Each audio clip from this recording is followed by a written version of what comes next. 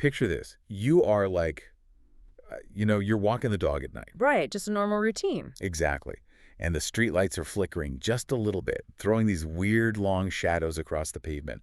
Or actually, maybe you're not outside at all. Maybe you are just standing in your kitchen. Getting chores done. Yeah, you're folding this massive pile of laundry. The rest of the house is completely silent. I mean, the kids are asleep, the dog is snoring. And right there, directly inside your earbuds, a disembodied voice is whispering a terrifying, supposedly completely true story about a ghost that stood at the foot of their bed. Oh, it's a very specific kind of chill, isn't it? It really is. Just the way that voice feels like it's physically inside your head. Yes, and it feels so uniquely intimate. Like that exact scenario, doing a really mundane chore while someone whispers about the supernatural in your ear. It sends a chill down your spine in a way that, I don't know, sitting in a crowded movie theater watching a massive CGI horror movie just doesn't. Oh, totally. The blockbuster movie doesn't even come close. It really gets under your skin.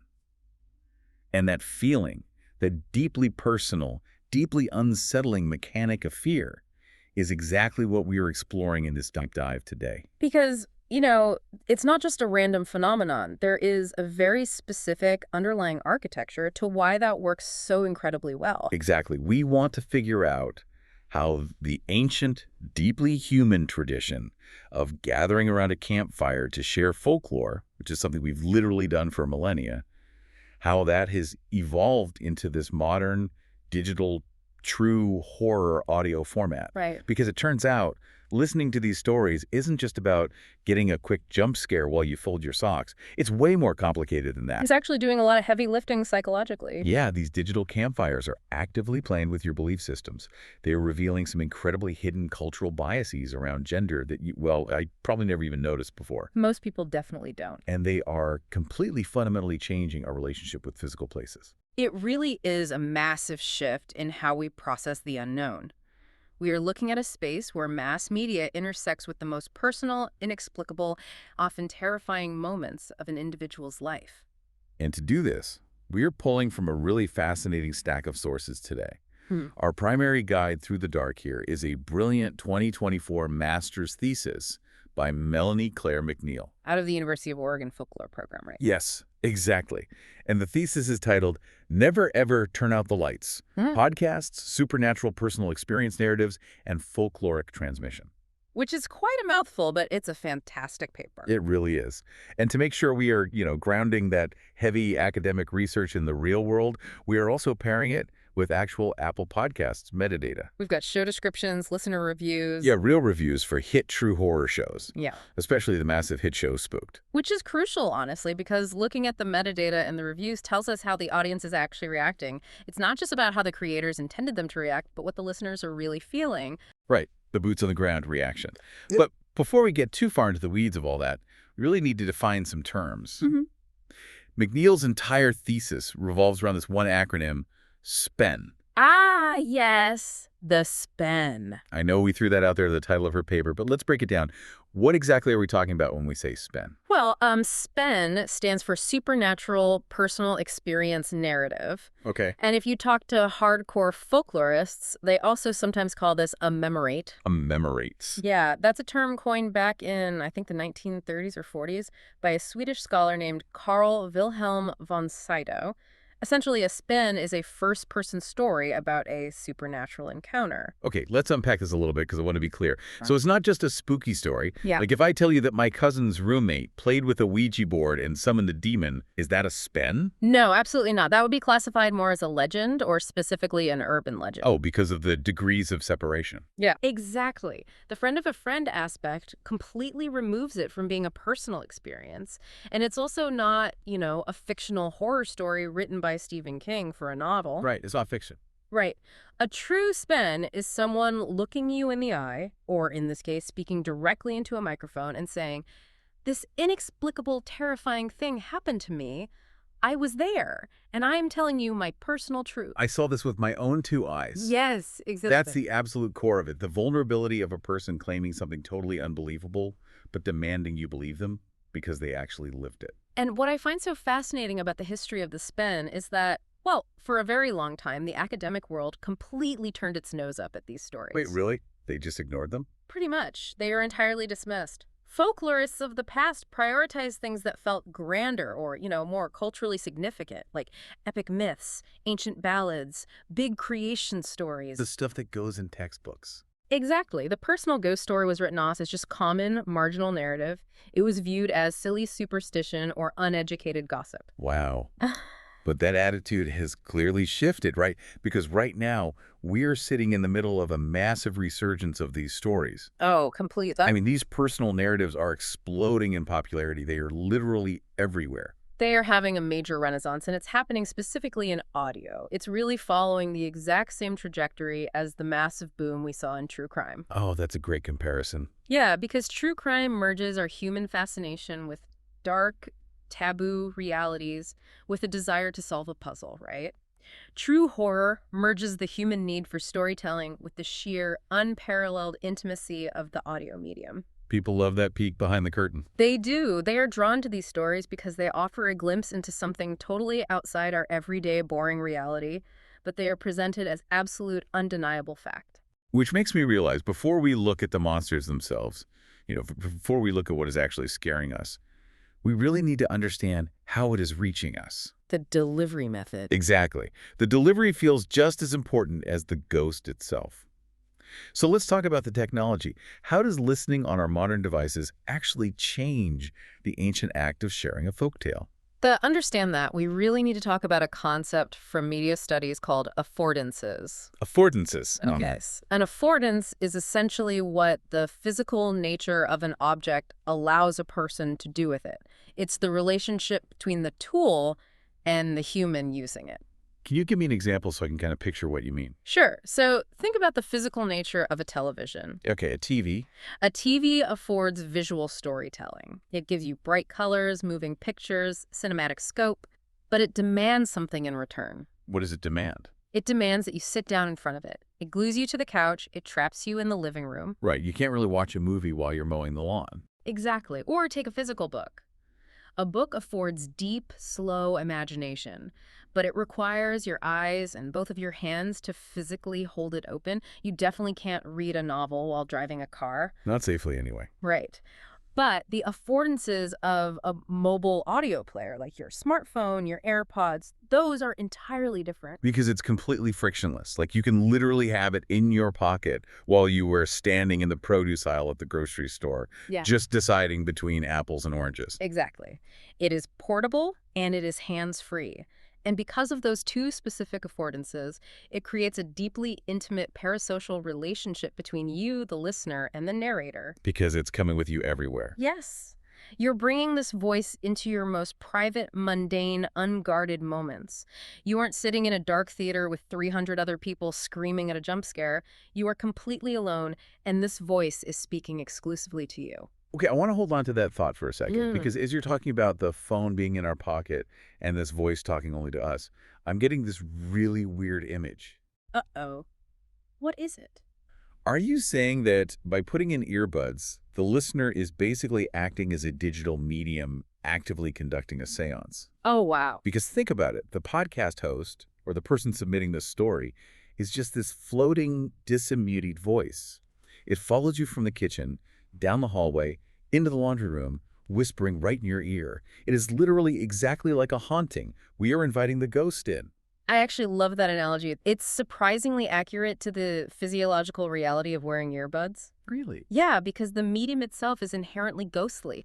Think about how sound normally works in the real world. If we are talking in a room, my voice travels through the air, it bounces off the walls, and it interacts with the acoustics of the physical space before it hits your ear. Right, you hear the room tone. You hear the room, along with my voice. But when you wear earbuds, the sound isn't interacting with your environment at all. It is being projected directly into your auditory canal. Oh, wow. It bypasses the physical world entirely. It is quite literally a disembodied voice taking up residence inside your head. Oh, I hate that. I mean, I love it, obviously. But that is deeply unsettling when you break down the actual mechanics of it. You are carrying a ghost around in your skull. It gets even deeper when you consider where people typically listen to these shows. You mentioned folding laundry or walking the dog at night earlier. Yeah, chore time. Well, the thesis we are looking at points out that we overwhelmingly consume audio in what are called liminal spaces. Liminality. Meaning like being in between things, right? Yeah, if a state of transition, you Yes. are in transit on a train commuting to work, so you aren't home anymore, but you aren't at the office yet. You are in between. Okay, yeah. Or you are doing mindless chores, caught in that temporal space between the start and the end of a task. Or even lying in bed, drifting in that twilight state between being awake and falling asleep. You are in a liminal space. So your brain is kind of on autopilot during all of this. You aren't fully actively engaged with your surrounding. Exactly. Yeah. And if we look at traditional folklore, where do ghosts almost exclusively haunt?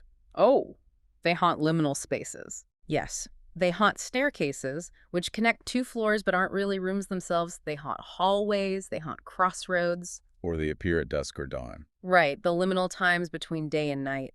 So the very act of listening to mobile audio inherently puts your brain and your body in a liminal state. It makes you the absolute perfect psychological environment to receive a ghost story. That is so wild. Yeah. So you are basically primed for a haunting just by the act of pressing play and getting in your car. You are laying the welcome mat out for them. But because of the assordances of the phone we just talked about, that haunting isn't tied to a creepy old castle on a hill anymore. Not at all.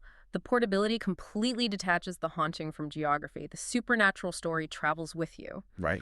And this creates an incredible psychological friction. It blends this extraordinary, reality-breaking event, a ghost, a demon, an impossible creature, with your incredibly boring, mundane daily routine. Like buying groceries. Yeah.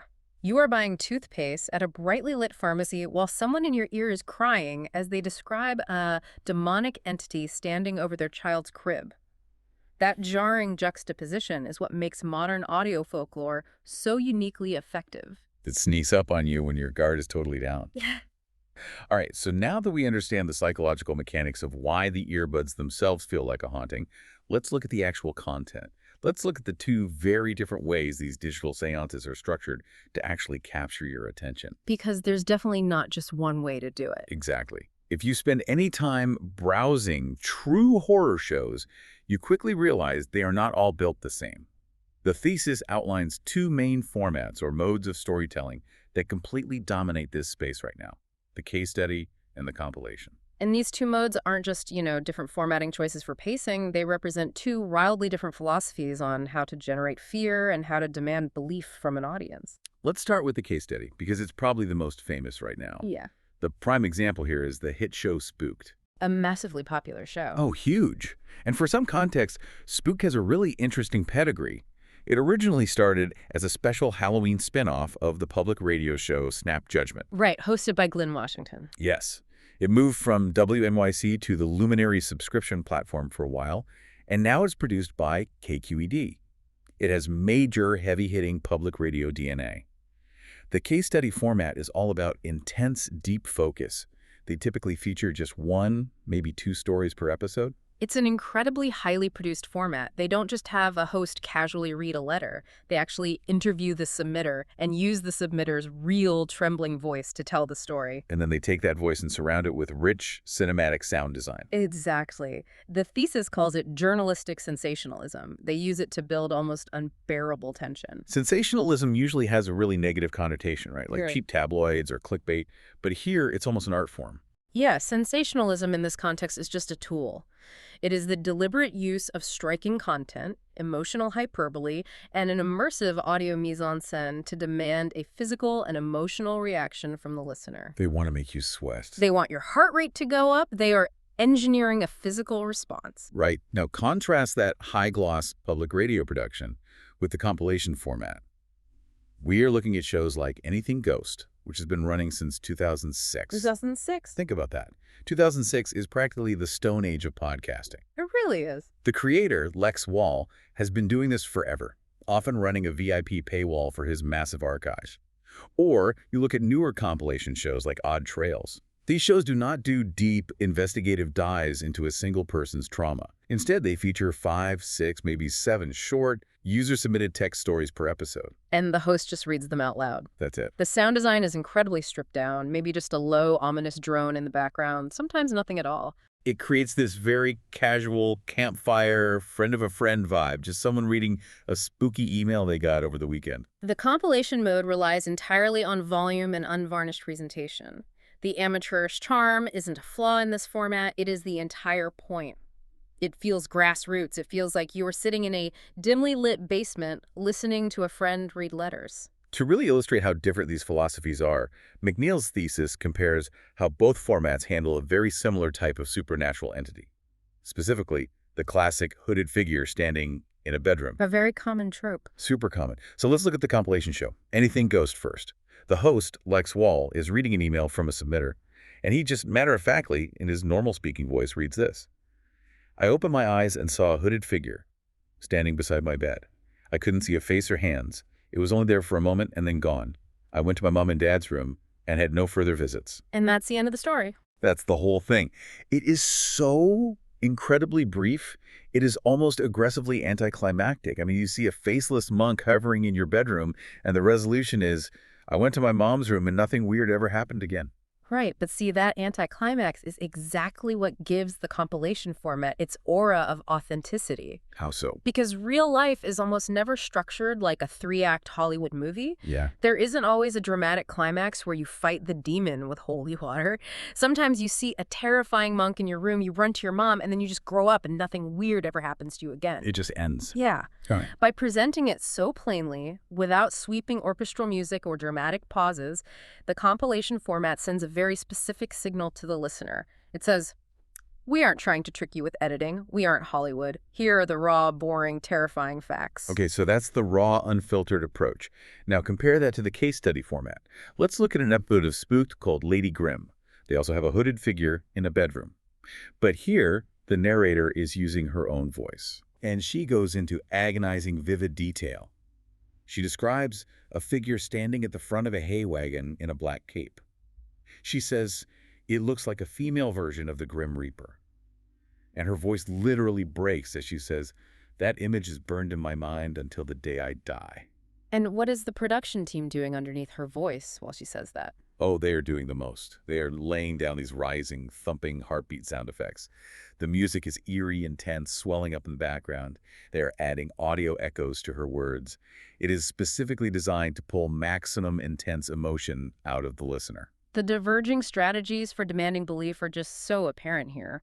Spooked uses that journalistic sensationalism we mentioned. By wrapping the story in high-end audio production and focusing intensely on the real, audible, emotional trauma in the submitter's own voice, they are essentially trying to overwhelm your skepticism with pure atmosphere. It's an emotional battering ram. Exactly. The production value demands that you believe the emotion, even if you doubt the ghost. The compilation shows, conversely, use their lack of production to imply honesty. They create a grassroots sense of authenticity, implying that the truth doesn't need a fancy soundtrack to be scary. But that raises a huge question about listener reception and whether that high production value can actually backfire on the creators. It absolutely can. Yeah, because I was looking through the Apple Podcast reviews for Spooked, and the divide is fascinating. On one hand, you have listeners who are completely under the spell. There's a glowing review praising the amazing sound design and the diverse global stories. They call it the absolute pinnacle of great podcasting. Which proves the immersive audio mise-en-scène works perfectly for a large segment of the audience. Right, but then right next to it, you have a one-star review, literally titled, Unlistenable. And this reviewer isn't complaining about the ghosts not being scary. They complain bitterly about the host's voice, his articulation, the sound effects. They call the whole package absolutely awful. So it makes me wonder, does high production value actually risk breaking the illusion of the campfire? Like, if it sounds too much like an expensive audio play, do we stop believing it's a true story from a real person? That is the dangerous tightrope these case study shows have to walk every single episode. If the production becomes too slick or too perfect, it alerts the listener's critical faculties. It pulls you out of it. Right. You start noticing the clever sound design instead of the story. You realize, I am consuming a manufactured media product. The friction between wanting to be entertained by a polished cinematic product and wanting to feel the raw, authentic chill of a true ghost story, that is where the audience's belief system is constantly put to the test. And that friction between production value and authenticity leads us perfectly into an even bigger question. How do the hosts themselves tell you what to believe? We've looked at the structure of the audio, but let's look at the actual philosophy of the person sitting behind the microphone. Because in an audio medium where there is absolute no visual evidence, I mean, you can't see the ghost, you can't see the room. The host becomes your sole proxy. They're your eyes and ears. They are your trusted guide into the dark, and if they don't guide you right, the whole thing falls apart. So McNeil's thesis contrasts two different compilation shows that handle the role of the host in wildly different ways. The shows are Monsters Among Us and Odd Trails. Both of them compile multiple stories per episode, but the way their hosts handle the truth is literally night and day. Let's look at Monsters Among Us first. Okay, so that one is hosted by a guy named Derek Hayes, and he runs the show almost like a retro late-night AM radio call-in show. People literally call a hotline and leave voicemails, and he plays the voicemails on the air. And the other show. Odd Trails is hosted by two guys, Andy Tate and Brandon Lanier. They don't use voicemails. They read text submissions from listeners, and then they just have a casual conversational discussion about the story at the end of the show. And their approaches to validating the people who submit these stories couldn't be further apart. Let's look at how both shows handle a very specific, weirdly regional phenomenon to show the contrast. Cryptid sightings in Kentucky. Specifically, people seeing giant, physically impossible, weird-looking dogs. The Dog Man. Yeah. So when Odd Trails covers a submission about something called the Kentucky Holler Crawler, which the submitter describes as a creature with massive panther shoulders and bizarre frog-like back legs, the hosts, Tate and Lanier, fully validate the submitter. They don't question it at all. Not even a little. They compare it to Bigfoot sightings, they talk about cryptozoology theories, and they literally say to the audience, nothing is impossible in nature. They are fully on board the cryptid train. They act as unquestioning amplifiers for the submitter's belief. Whatever the submitter says, they treat it as a valid addition to the lore. But when Monsters Among Us gets a story about a very similar creature, a long dog sighting in Kentucky, Derek Hayes takes a totally different route. He plays the caller's audio, but then he openly brings in research for alternate real-world explanations. He's detective. Yeah, he talks about maned wolves. He pulls up articles about exotic pets like hyenas escaping from private collectors. He actively tries to debunk the monster. There are even other episodes of his show where Hayes will play a caller's incredibly detailed story about seeing little people in the desert, and then he will openly state on air to his audience, I think this guy is lying straight to our faces. Which is a bold move for a show dedicated to the supernatural. Very bold. But it introduces a brilliant academic concept called the bricolage of belief. Bricolage, like putting a collage together. Exactly. Bricolage means construction or creation from a diverse range of available things. It's piecing together a worldview from scraps. Listeners of these shows aren't just passive dupes sitting there taking everything as gospel truth, because there are no hard facts to check. You obviously can't file a FOIA request to get government documents on a ghost. Listeners must actively negotiate their own boundaries of reality while they listen. They are building a bricolage of what they are willing to accept. Wait, I have to stop you there because I think I completely disagree with the premise that debunking is a good thing for these shows. Oh, really? Why? If I'm turning on a show about ghosts and monsters, the absolute last thing I want is a host telling me it's just an escaped hyena or a weather balloon.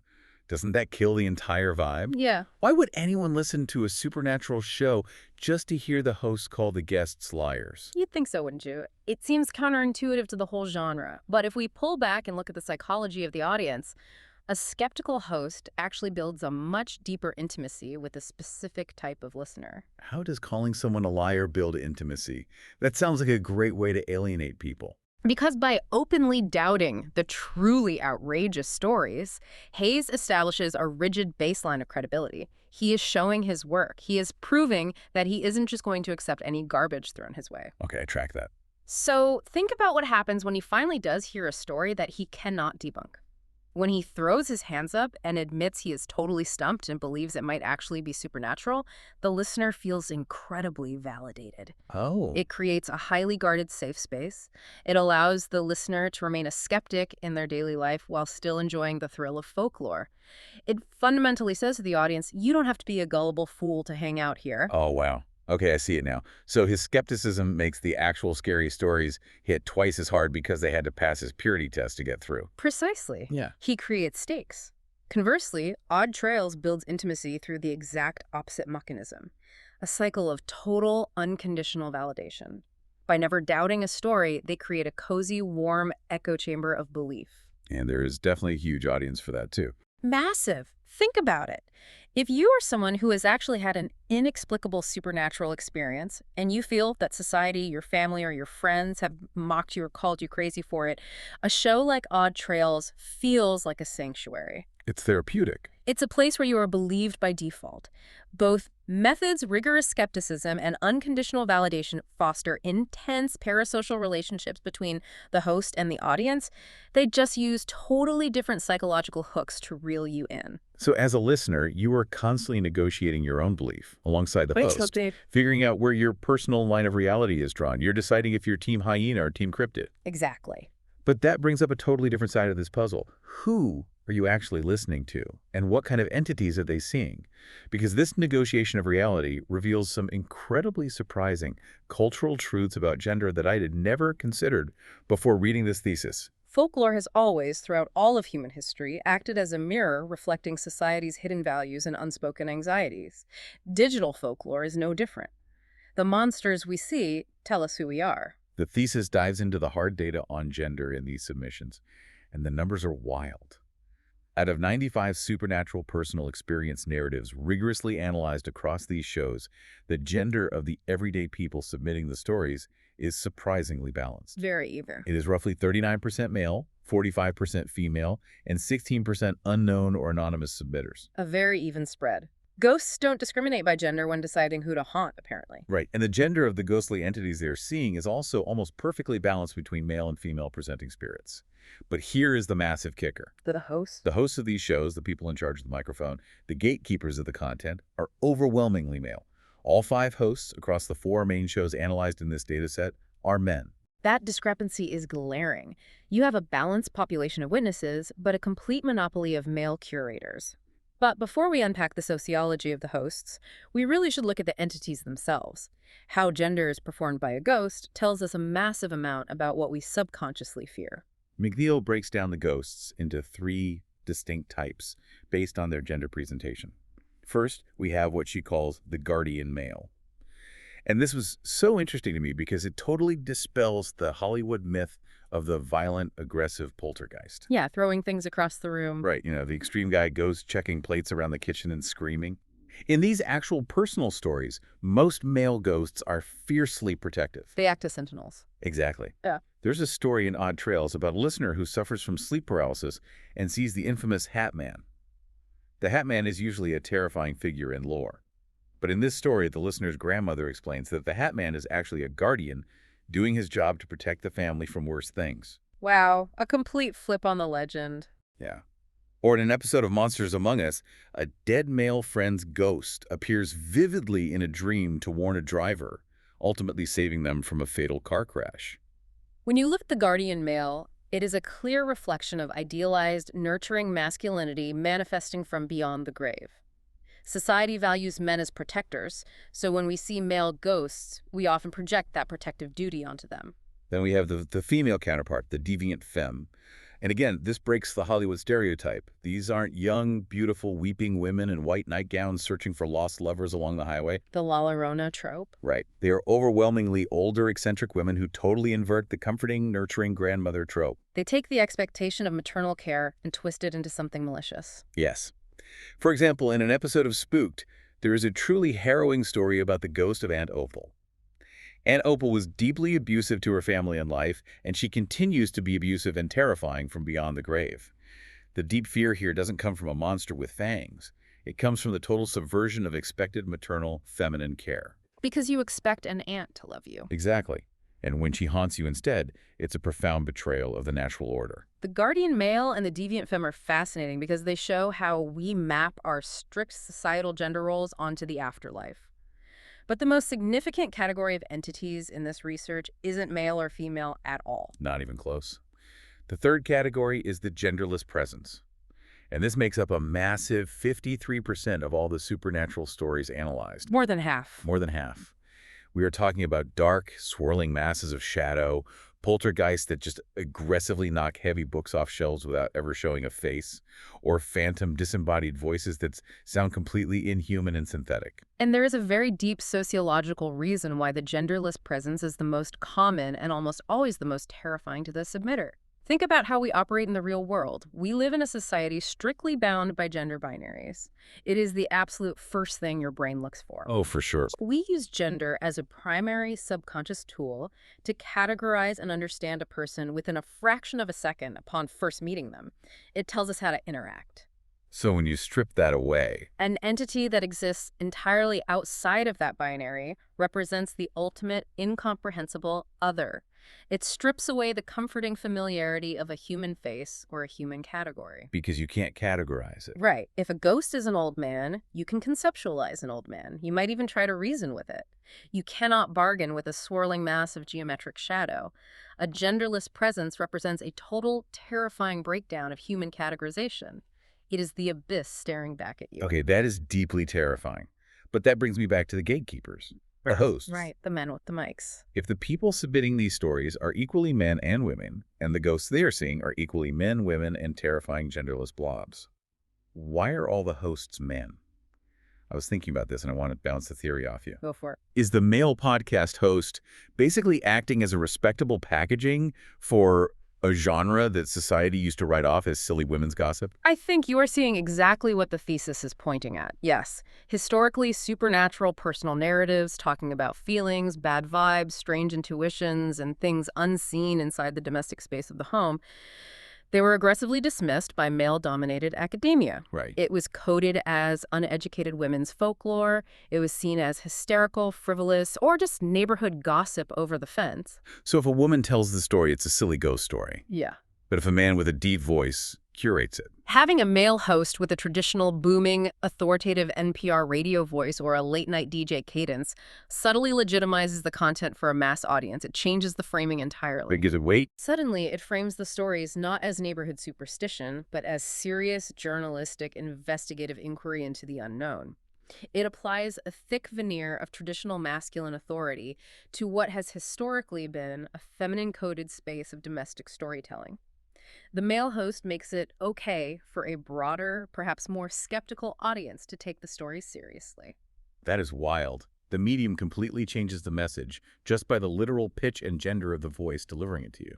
It absolutely does. And speaking of that feminine-coded domestic space we just mentioned, we have to talk about the physical locations. We have to talk about where these hauntings are actually happening. Which is the perfect pivot. We have looked at the who of the hauntings, the submitters, the ghosts, the hosts. But despite the extreme portability of your earbuds that we talked about earlier, ghosts themselves are usually deeply, stubbornly tied to a specific physical location. Location is the anchor of the supernatural narrative. The ghost needs a stage to perform on. It is the physical space where the impossible intersects with reality. And the data from the thesis shows that haunted houses are the single most popular tale type across the entire board. They make up fully a quarter of all the stories told in these shows. A huge chunk. Why are we so overwhelmingly obsessed with haunted houses? Out of all the places to see it, ghost forests, graveyards, abandoned hospitals, why our own living rooms? To understand the psychological grip of the haunted house, we have to differentiate between two concepts: literary haunted houses and folkloric haunted houses. How are they different? A haunted house is a haunted house, isn't it? Not quite. In a literary haunted house, think of a classic Stephen King novel or a blockbuster horror movie like The Conjuring. There's a very specific narrative arc. Okay. A family moves in, they discover the evil escalates rapidly to an unbearable, violent climax, and the family is forced to flee for their lives. The house is either burned to the ground or it sits empty, waiting for its next victim. The haunting is a crisis event. It's an acute emergency. You run away. Yeah. But that is not how it works in real life or in these audio submissions, is it? No, not at all. In folkloric haunted houses, the real stories people tell, people just kind of live with it. They just stay. Yeah. The ghost becomes like an annoying, eccentric roommate. The occurrences are usually smaller, repetitive, and deeply tied to the mundane realities of daily life. The cabinet door opens by itself every Tuesday. You hear footsteps on the stairs, but no one is there, and you stay. Because moving is expensive. Exactly. Yeah. You don't flee screaming into the night because you have a 30-year mortgage or because the rent is incredibly cheap and you need to be near a good school district. Real life horror is just enduring the weirdness because the economy is bad. It really is. And this enduring of the weirdness taps perfectly into Sigmund Freud's famous psychological concept of the uncanny. The German word Freud used in his essay is unheimlich, which literally translates to unhomely. Unhomely, I love that word. It's a perfect descriptor. Uh, The true terror of the folkloric haunted house isn't necessarily a demon actively trying to murder you in your sleep. The terror is the deep psychological violation of your safe sanctuary being invaded. your safe space is gone. Right. Your home is supposed to be your fortress against the chaotic world. When the impossible happens inside your locked doors, the place where you are supposed to be most secure is suddenly the source of your profound anxiety. The homely becomes unhomely. The familiar becomes alien. That makes perfect sense. The violation of safety is scarier than the monster itself. Let's look at a real-world example from the Apple Podcast reviews for Spooked, because this perfectly illustrates the unhomely concept. There is a review from a listener named Amy C. Spencer. She is writing about a classic Spooked episode that featured the Heseda Head Lighthouse in Oregon. Oh, a very famous haunted location. Right. And Amy writes in her review that she actually got married at that lighthouse in 2007. She stayed overnight in the keeper's house, specifically in what they call the Queen Anne's room. Okay. She says the first night she is totally asleep, and a massive heavy curtain physically falls on her in the bed. She doesn't think much of it, just thinks it's a drafty old historic house, until the next day when guests casually mention to her that the place is notoriously haunted. The mundane suddenly takes on a sinister context. Exactly, but it gets better. A year later, she and her husband go back for their anniversary. This time, they stay in a different room, Rue's room. She writes that they are lying in bed, absolutely terrified, sweating, lying back to back, unable to sleep. And then in the dead of night, they both physically feel the weight of someone sit down heavily on their feet at the end of the bed. Oh, that is a textbook folkloric spin. The location is historic, the architecture is imposing, but the haunting itself is incredibly intimate, physical, and tied to a specific room, a specific bed. It is the unhomely feeling perfectly captured. But then you have the rare stories where the ghost absolutely refuses to stay put in the house. There is a submitter named Sherry from a Spooked episode. She was haunted by that female Grim Reaper entity we talked about earlier. It was terrorizing her in an old farmhouse. Eventually, the situation resolves because the farmhouse is literally bulldozed to the ground, destroyed. So you would think the haunting is over, the stage is gone. But Sherry realizes the spirit didn't just haunt the wood and the nails of the house. It followed her. It shifted its attachment from a haunted place to a haunted person. Which is the absolute ultimate terror in folklore. You can run, you can demolish the building, but you can't escape because you are the haunted house now. Okay, but hold on. Let me point out what feels like a wild contradiction in everything we've just discussed about location. Sure. What is it? We are talking about the deep, fundamental importance of physical space, the unhomely feeling of a specific bedroom, an old medieval-style stone house, or a specific lighthouse on the coast of Oregon. But as a listener, you are consuming that deeply localized story through your phone while driving a modern car on a brightly lit highway 500 miles away from Oregon. Right. Doesn't the audio format actually destroy the concept of a local ghost? By digitizing it and beaming it to millions of cell phones, haven't we untethered the ghost from its home and totally diluted the scare? That is a brilliant observation, and it raises a vital question about how mass media changes human behavior. You might intuitively think that digitizing the ghost destroys its localism, but academics have found that it actually amplifies the location through a very specific phenomenon that folklorists call ostension. Ostension. Okay, define that for me. Ostension is, quite simply, the physical enactment of a legend. It's when a story stops being just words and becomes an action. Okay. When you hear a compelling story about a haunted lighthouse on a show, the story doesn't just stay trapped inside your earbuds. For many listeners, it acts as a call to action. It actively encourages listeners to participate in what is known as dark tourism. Oh, like people traveling to places associated with death or tragedy. Exactly, like the fan who explicitly left a review saying they traveled to visit the famously haunted Whaley House in San Diego, specifically because they heard Lex Wall read a chilling story about it on an episode of Anything Ghost. They wouldn't have gone otherwise. The audio acts as a subversive, supernatural travel guide. It's marketing for the haunted. It really is. It allows you to vicariously experience a location's hidden, often ugly or terrifying history in a way that standard, glossy tourist brochures would never, ever advertise. Right, the local chamber of commerce wants to tell you about the nice restaurants. And the folklore tells you about the murder in the basement. And because you have the audio on your phone, you can physically travel to the location, stand in the exact room you heard about, and play the audio in your ears. You are literally overlaying the digital haunting onto the physical space in real time. It is like augmented reality for your ears. You are taking the ghost that was beamed into the cloud and bringing it physically back to the house yourself. And you're negotiating your belief in real time, standing in the very spot where the impossible story supposedly happened, deciding for yourself if the chill in the air is a draft or a spirit. The digital audio doesn't destroy the local ghost, it elevates the local ghost into a global destination for pilgrims of the supernatural. Which brings this entire conversation full circle perfectly. Look at the ground we've covered today. We have unpacked how digital true horror shows are the direct, modern evolution of the ancient campfire. We really have. We have seen how the pure, terrifying intimacy of a disembodied audio voice uses radically different storytelling structures, from the highly produced, cinematic case studies of Spooked to the raw, unfiltered compilations of anything ghosty to demand your attention and your belief. We've explored the psychology of the hosts and how they either unconditionally validate or rigorously challenge your beliefs, creating complex safe spaces for skeptics and believers alike to negotiate reality. We have peeled back the fascinating data to see how male hosts lend traditional radio authority to narratives that used to be dismissed as female domestic folklore. We've looked at the terrifying implications of the genderless presence, and we have seen how these stories turn the comforting concept of a safe home completely upside down, turning it into the unhomely. By definition, mass media is inherently impersonal. An audio file is sent out to millions of anonymous people simultaneously. But through the unique affordances of the smartphone and the earbuds, true horror narratives take that massive impersonal signal and distill it down into a deeply personal, chilling, and profoundly intimate experience for the individual listener. And I want you, the listener, to think about how you are listening to us right now. Seriously, take a second and look at your surroundings. This deep dive has followed you around your house.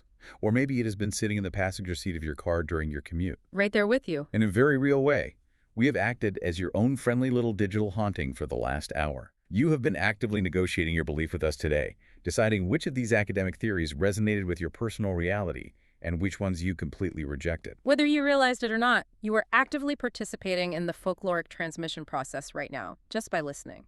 But before we let you go, I want to leave you with one final lingering thought to mull over tonight. We have spent all this time talking about how the disembodied voices of hosts and storytellers act like ghosts whispering in our ears today. But consider the technology we are using. It's permanent. Exactly. These digital audio files, this very recording you are listening to right now, will almost certainly outlive all of us. Long after we are gone, these files will be floating on servers and in the cloud, perfectly preserved forever. So if you think about it, aren't we actually recording the literal ghosts of the future right now? Oh, wow. The next time you leave a mundane voicemail or record a quick voice note for a friend, just remember, you might be creating your own eternal haunting. Thanks for joining us in the dark.